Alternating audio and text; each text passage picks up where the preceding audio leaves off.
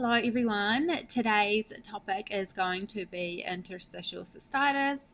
So this is something I personally struggled with for almost 2 years. It is incredibly painful, and if you are suffering from IC, I really want you to watch this and I want you to know that you can heal it.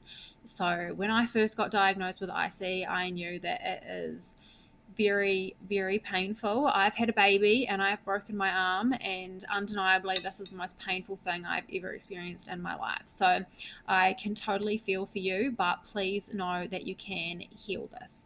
So interstitial cystitis is what they call a painful bladder condition. So a lot of doctors don't know what causes it. They say that it sort of just comes on. It's a bit of an umbrella diagnosis. It feels like you have a UTI constantly, hurts to go to the toilet, you need to go to the toilet constantly, you can feel pressure in your lower abdomen. It's just a very uncomfortable feeling, and it's quite a touchy subject for a lot of people who are dealing with this to talk about as well, because it is very personal. It's not something that you just bring up in conversation. So if you're struggling with it, it can be quite hard mentally to deal with it as well as physically dealing with it. So some root causes of IC that are usually the main three culprits are oxalates, ammonia, and hormones.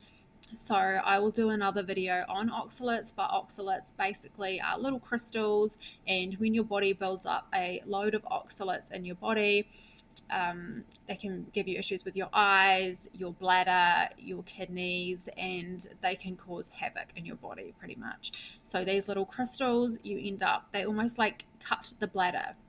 So that's why you're getting a lot of pain. And ammonia is also a really big part to play as well. So when we do a genetic test, you can see if you have a gene mutation, which is A1289C. I personally do have this, which means you are prone to higher ammonia levels in your body. So a lot of people don't know about this sort of testing. I know when I was seeing the doctors, they didn't know anything about oxalates, they didn't know anything about ammonia.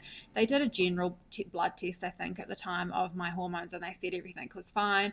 When I actually run a Dutch hormone panel, it showed me a lot about the hormone metabolites, and they were not fine. So really, these are the three main root causes that we really want to focus on if you do have IC. So that is what we do in the program. That is how we help. And we would really start detoxing slowly from oxalates. It's a slow process, but healing is possible. So please hang in there if you do have IC.